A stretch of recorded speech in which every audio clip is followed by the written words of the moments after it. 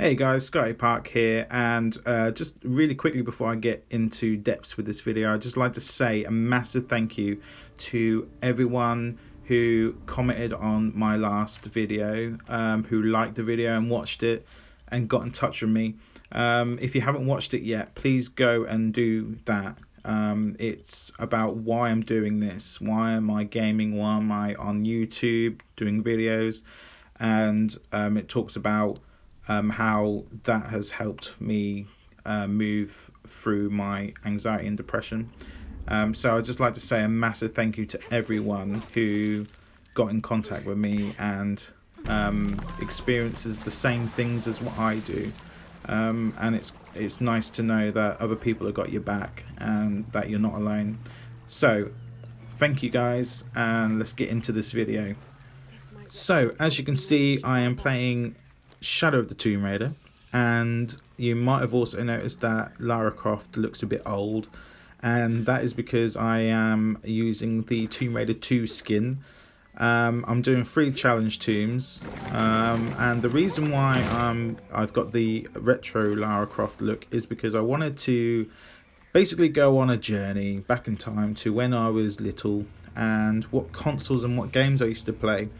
And if you can remember your first console, you know, the first game you played, or that one game in your childhood where you used to not put it down, you couldn't switch off the telly, you couldn't switch off your console, you had to keep playing that game until the sun went down, until your parents are crazing your ass to get into bed. So write down in the comments what games were your guys ultimate memory, and I'll go through some of my favourite games.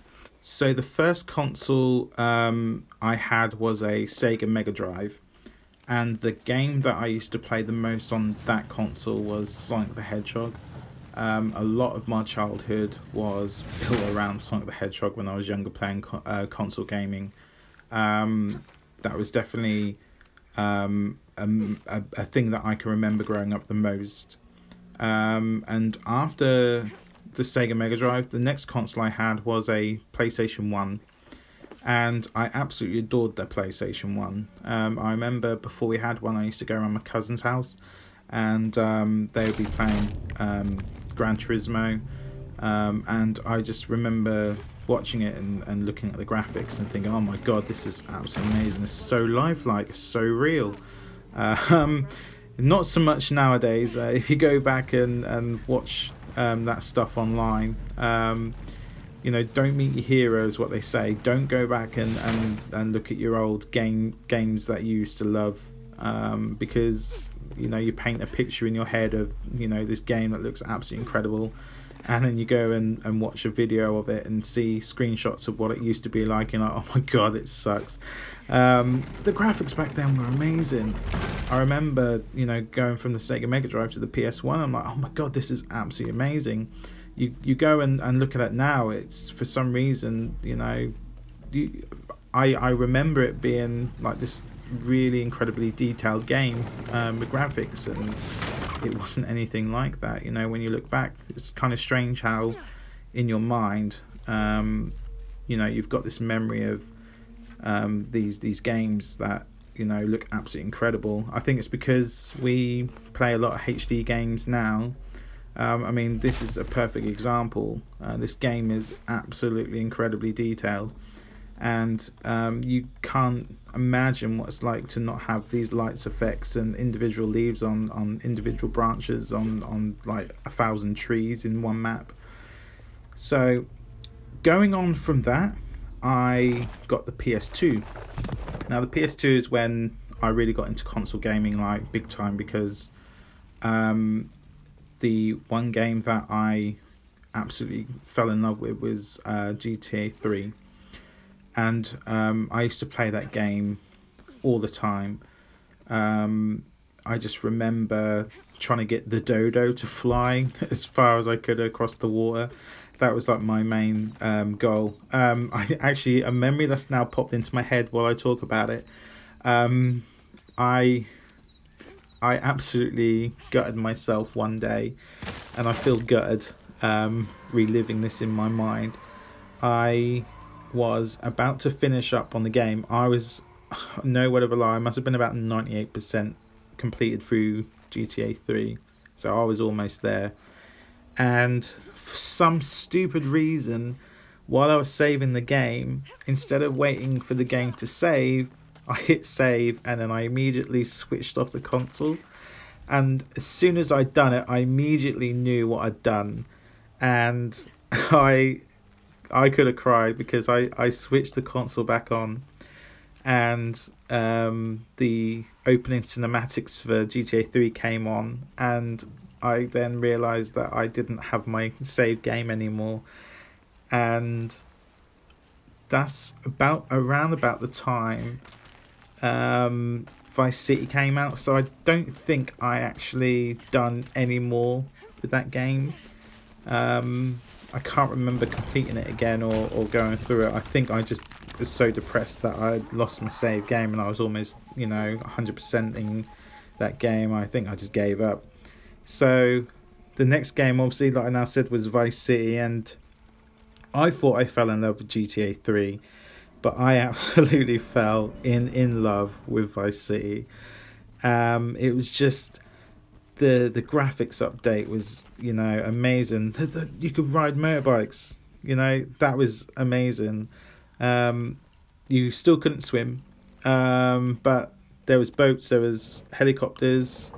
The only thing that there wasn't a plane apart from the seaplane, which I was kind of gutted about because I was hoping that they were going to have planes that you could fly in Vice City. But I remember the map from GTA 3, the map felt huge, and then when I got Vice City, that map felt even bigger. And I actually downloaded the iOS mobile version of Vice City and drove up and down and unlocked most of the city, and I just can't believe how small that map is now. I think you just get used to playing like GTA 5, how big that map is, and you then go back to these old games where back in the day there were massive maps, and you used to think it used to take you ages to drive from one side of the map to the next. So yeah, can't believe that you've got an old PS2 game on your mobile, and your mobile now is more powerful than what those consoles were. The graphics on the mobile version were absolutely insane. So after that, I didn't make a change up to PlayStation 3. I actually went in the opposite direction. I nearly got a Sega Dreamcast because I remember going around one of my friends after school, and he was playing it was some Sonic game for the Dreamcast, and I was like, oh, I really got to get this game, and I got to get this console. And I went in a local gaming shop, like a really small independent game shop. So went in there and said, I want to get a Dreamcast, how much is it? And someone who worked there said, you don't want a Dreamcast, the thing that's coming out is the Xbox. And I was like, Xbox? What the hell is an Xbox? I had no idea. So got the Xbox original, and it got shipped with two games. It got shipped with Midtown Madness 3, which I used to play on the PC and absolutely loved, and it came with Halo. And I was like, oh, I'm all for the Midtown Madness 3. How wrong was I? Because while I was playing that game, my brother was playing Halo, and I had no idea. I mean, I looked at the disc and I'm like, I ain't gonna play that, it looks rubbish. How wrong was I? Because as soon as he said, you need to play this game is awesome, I absolutely fell in love with Halo, and it just completely took over my life. It took over my teenage years, it took over my early 20s, and it still kind of takes over my life now, apart from Halo 5. But I absolutely adored those games. The one game I would say, Halo 2, I think was the big one for me, because you'd had Halo 1, You know, you see him take off his helmet, but you don't. And you're like, oh, what's going to happen next? And you start Halo 2, and you know, you're on this space station with this Mac gun attached to it, you know, orbiting around Earth, and you're getting boarded again, you know, kind of like reminiscent from Halo 1, the first missions. You know, you're getting boarded, you're gonna have to defend, and then you get to take the fight down to the ground, and you're on Earth, and you're like, oh yes, I'm in Earth 500 years from the future, and you know, it's so good, and you're kicking Covenant ass, and you kill that Scorpion, you're like, yeah, I'm badass, and then after that, then you're back in space, and you never see Earth again until Halo 3. Halo Thor, there isn't a Thor for Halo, but there's a Halo 4.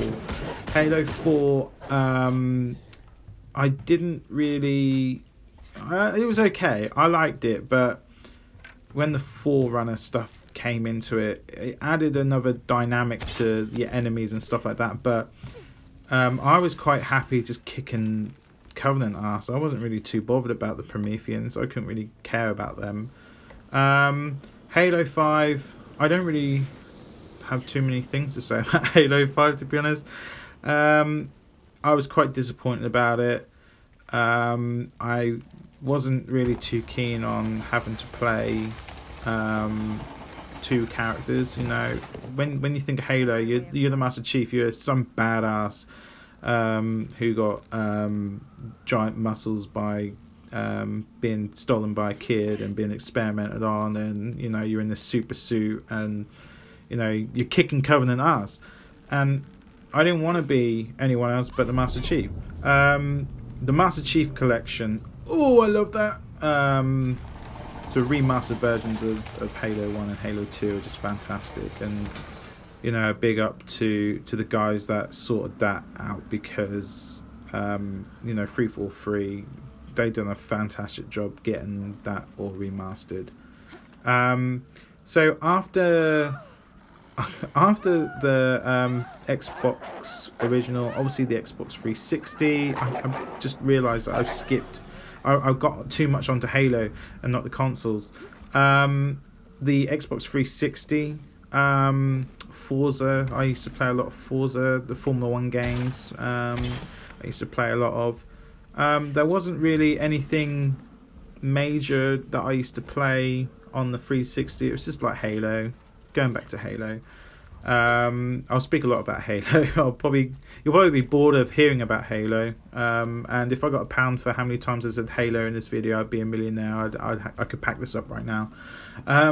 So after the 360 is the Xbox One, and my Xbox One was GTA 5. Even though I know that came out on previous generation. I did have it briefly on the 360, but soon after I got that, I got the Xbox One. So, you know, I played GTA 5 a heck of a lot. That was like the one game that I played a lot of. GTA Online was great. I thought that was really good.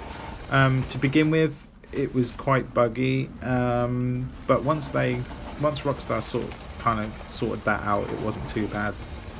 So you can probably tell that Sonic the Hedgehog was like, and Tomb Raider I used to play a lot as a child, and through the teenage years and, you know, young adulthood, you know, sort of like in the early 20s was Halo, and nowadays I just play whatever takes my fancy. You know, I play Tomb Raider one day, I'll play Halo the next, I'll play some Formula 1, and thanks to Game Pass, which I absolutely love Game Pass, you know, I can now download as many games as I want and play whatever games I want. So I'm going to wrap this video up. I hope you enjoyed, and I'll see you in the next one. And don't forget, guys, to comment which game that you used to play during your childhood, you know, which was your favourite game. And I'll look forward to reading them. And I'll see you in the next video. See you later, guys. Bye.